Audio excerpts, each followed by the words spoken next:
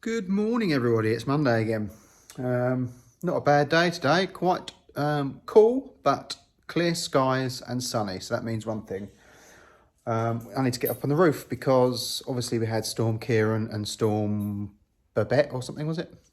I had to take, you can see all the way along there, I had to take my aerials down from the roof because obviously they were susceptible to damage. So we're going back up there for a bit of a change round today. Just to make it a bit more manageable for future storm events. So let me show you what's going to happen. Right, so at the moment, that pole at the back that goes up, that is, or was, the big CB aerial, fiberglass Antron. With the mezzanine floor in the way, obviously I didn't think about this when I put the floor up, we can't bring the pole all the way down. So like this one, this obviously normally mounts right up the top, but for storm and wind issues, we can lower it right down. So what I'm going to do, on this pole is the diamond aerial for the scanner. So that is going to move to that pole because that's less susceptible to wind fluctuations. So I'm going to put it on that one. And then I'm going to put the Antron fiberglass aerial on this pole. So then we can move it up and down a lot easier. Normally this takes two people. One's got to stand on the roof and lift it out of the holder down there and then lower it back down. But I'm going to try something else today to see if I can start doing it myself using the forklift. So first things first is go up and swap the scanner aerial off this pole and put it on the one at the back. And then we'll fix that pole in properly and then we'll make a start on this. So let's get up on the roof. There we go, we're up on the roof. So these are the two poles from the top, and I'm just going to change the coax for better coax. So yeah, not a bad view from up here.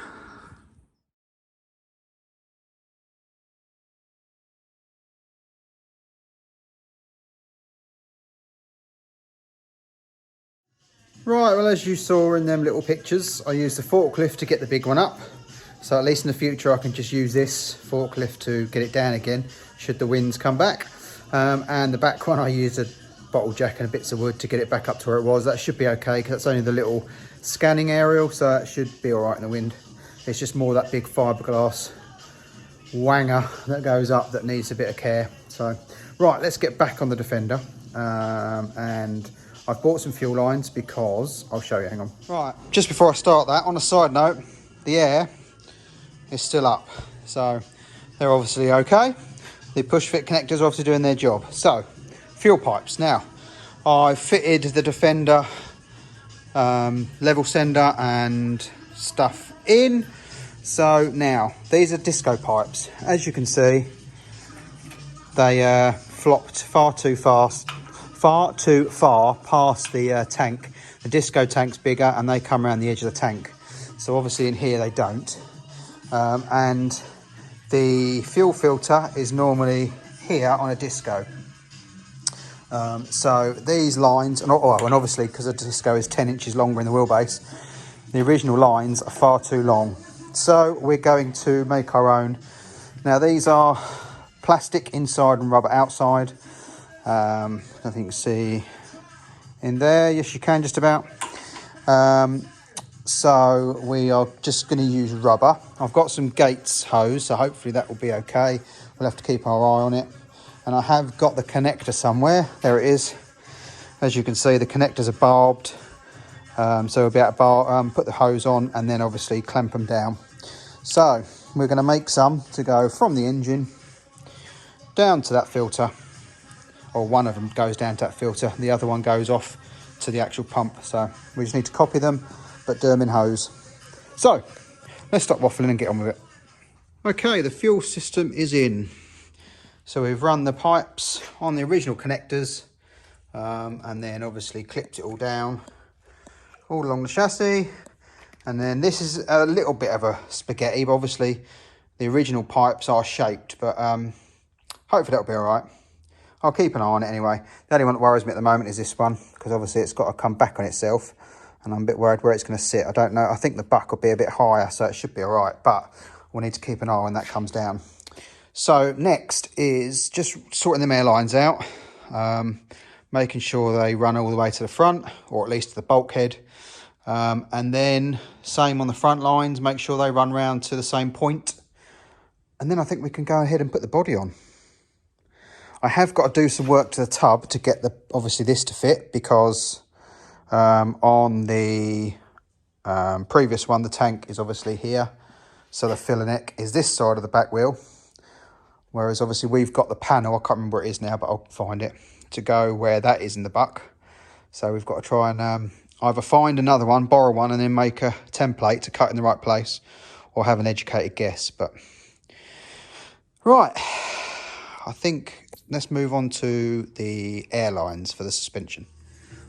Okay, so I've run the loom to the fuel pump, run it down the along with the fuel lines, and then I've not done any more conduiting. I've just ended it there.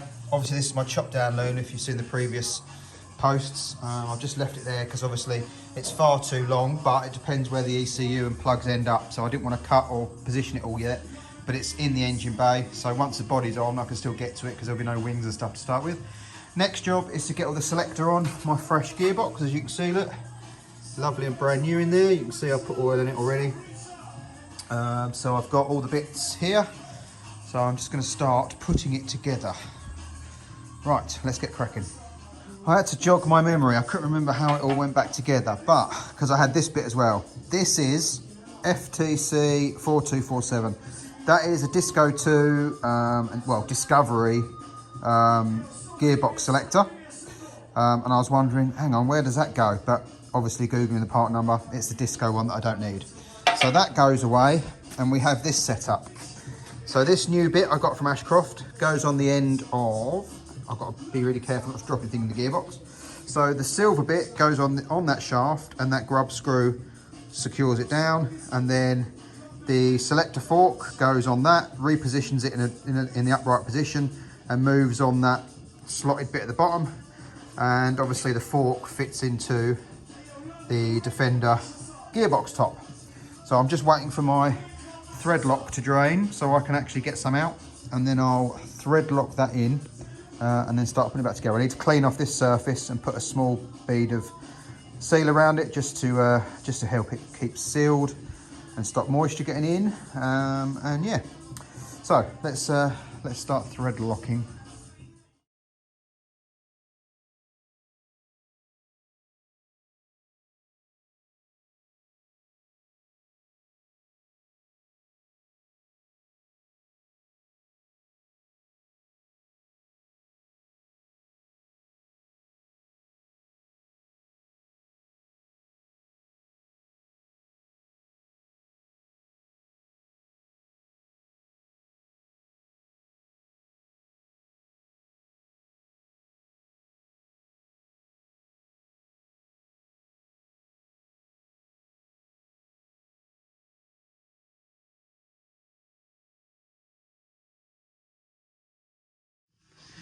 The chassis is under the body, so it's time to sort of get them reunited as such.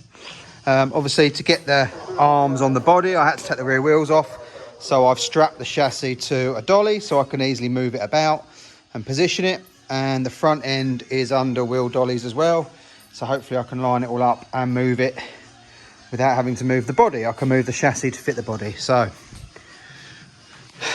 let's start introducing the two. Right, well, it's sat on the frame, not bolted down yet. I've taken the doors off so I can measure the gap, because I need to obviously make sure everything's squared. So you've got to get these perfectly 90 degrees, and then you get your bit of pipe, in which case I've got two, 34 3/4 inches. Just got to pop the rubbers off, and then it's got to be 34 3/4 in there and up there. But what I'll do, I'll show you this tomorrow, because it's now gone 4 o'clock and I'm going home, so I'll be back in the morning and we'll get these door gaps set, and I'll show you how it's done. Right, bit of a naff angle because of where the camera is and where the car is and what I've got around me, but basically I've gone around and tightened the buck up. So it's bolted down at the cross member, then you work forward. So that's bolted down, then the cage uprights are bolted in, then these cage uprights are bolted in, then you've got the mounts along the front under where the seatbelt buckles are. They're all bolted up. Now, the next job These have got to be at a right angle, 90 degrees to your buck. So first job is to move these, get these set up where they need to be at 90 degrees. Hopefully that means your door is square, so that's where you start first. So let's get these tightened up and in 90 degrees on both sides.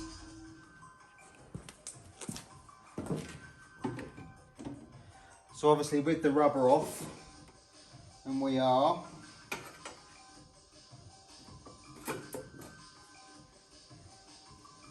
bob on there. So let's do the other side.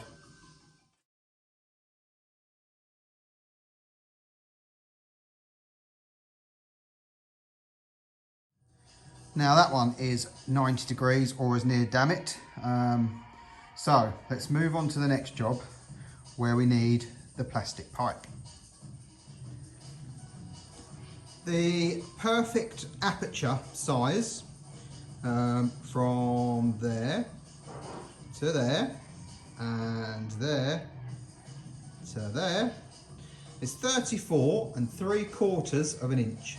So I've cut two bits of plastic pipe so I can put them in. Now, the bottom one fits just, it really probably does need to come forward a touch, but this isn't tightened up yet. So until this is tight, this might not be the right gap. So what we're gonna have to do is probably get the rock sliders back in, bolt it all down and see where that pulls it to. So that's that, but this one up here, again, without the door seals on, just gap to gap, 34 3/4. This one is probably 10 mil out, which means the bulkhead's tilting this way. So it's got to go, it's got to move out of the top. Now, obviously with fixed screen cars, you'll need to undo the roof. With mine on the hinge, I've got some movement in here, so I can loosen the hinge and try and move it out. Now to adjust it, obviously, these are fairly fixed because the bolt goes through a tube. So to move this in and out, if you need to move it in, you can put washers in, but to move it out, we might have to chop a bit off of the boss that's sticking out of the bulkhead. I'll show you that in a minute. The other thing you've got in here, you probably won't see that, so let me bring that closer. You've got these, which are the extra fixings for the bulkhead. Now to tilt, I can add washers in here to shim it back. We can elongate them holes to tilt it back, etc, etc. So it is a matter of trying.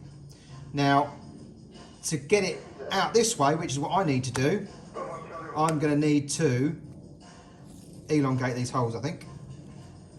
I don't think it's going to be enough play on these bolts to get it in the right place. So what I need to do first is loosen the hinges off, up here, wherever I am, there you go, up here. Loosen the hinges off so the bulkhead's got room to move.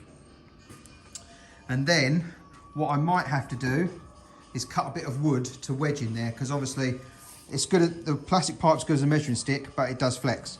So I am going to loosen everything off and see if we can shift this bulkhead in place. But I think, as I say, I think I'm going to put the rock sliders back on, so at least they're in the mix, and then we can see where we sit.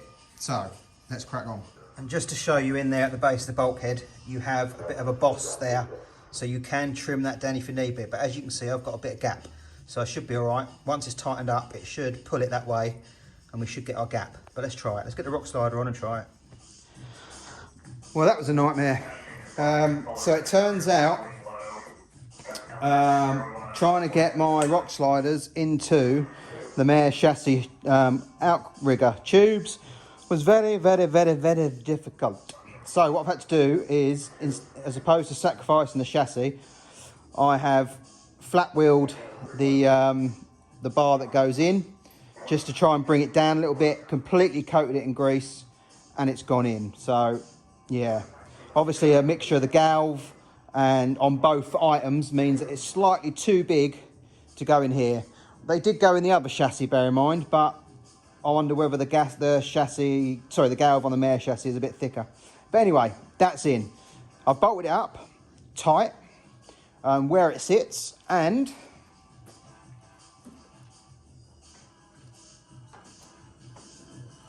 we are bob on. We might have half a mil gap, but that's all right, that suits me. So that's where that needs to be. What about the top? I haven't tried this yet. No, it's still about 5 mil out. So we need to crank this over. So what I need to do is probably just loosen this off a bit and then pull the bulkhead forward, and we'll see where we sit. So let's get on with that. So as you can see, I've used a ratchet strap just to pull the top of that bulkhead forward.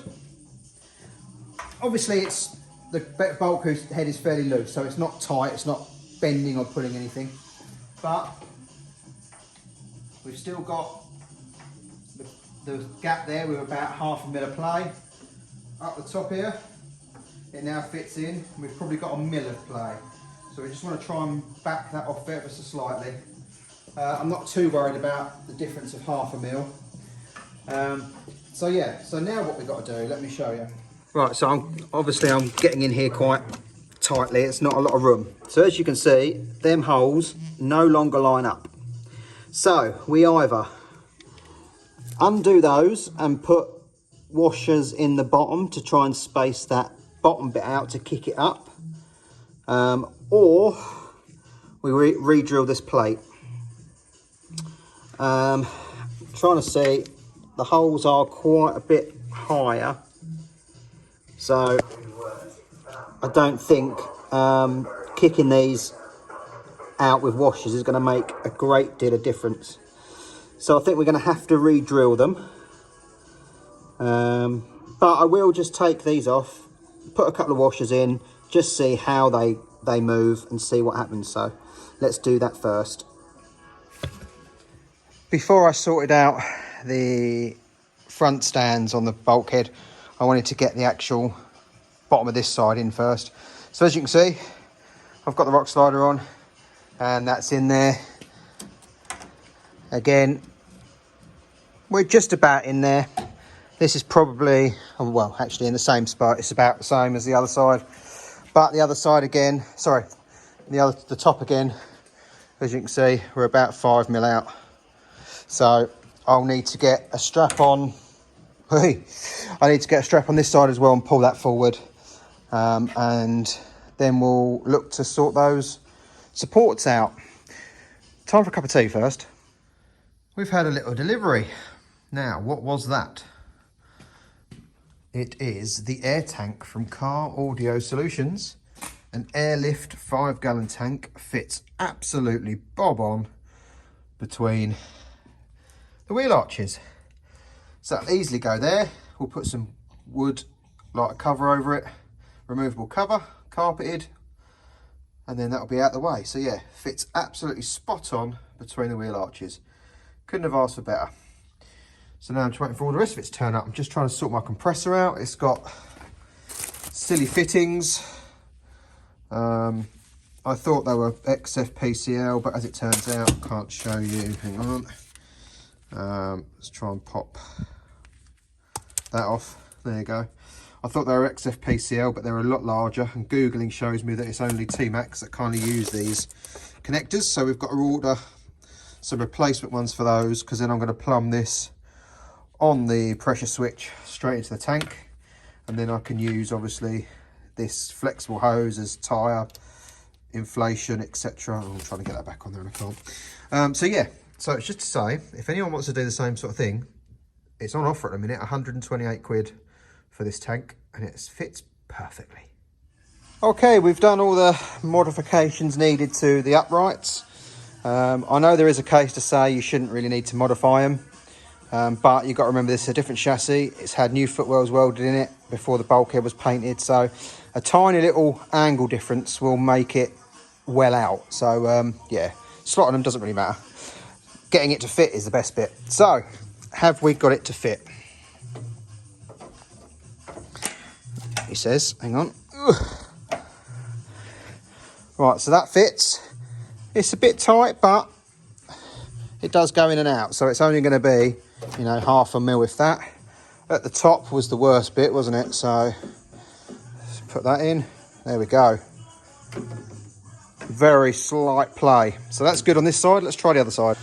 So try the bottom again. Yep, again, minimal, literally a gnat's cock, as they say. And then at the top, we're in. It holds it, but it's not tight. It goes in and out. So I think we're pretty much there. I did untighten the roof. I know I said because I've got these hinges, I probably didn't need to, but I thought it's best to get as best as we can. So it was only a matter of 6-10 mils. So I just undone them. So I can knit them back up now as well. But everything else is tight. So I think we can go ahead and put the doors back on. Something I hadn't noticed was when I fitted the body, I'd caught one of the fuel pipes and snapped the union off. It was the back one with the red cap. Luckily, my friend James gave me, well, actually bought a good housing off me previously and gave me back his old one where it was snapped, because these quite often fracture and snap at the mounts. So I had a spare one in stock that I could swap the fitting over with, and I've adjusted the pipe. It was straight out and obviously into the roll cage mount, which is obviously what knocked it as it come down. So I've put it at a right angle and gone over the top of the cage now. So it's just something I've got to bear in mind in the future. Should I take the body off, I've got to make sure I undo that first. But right, get back onto what I was trying to do. I should have also said that, obviously as you can see, there's some riv nuts there.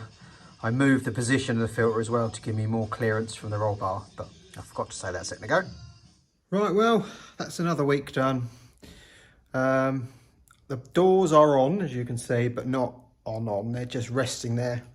It's a really difficult job to do it on your own, so I need to kind of get someone to come and give me a hand. So for this week, we are getting closer. Hopefully next week we might have it running, but we'll see.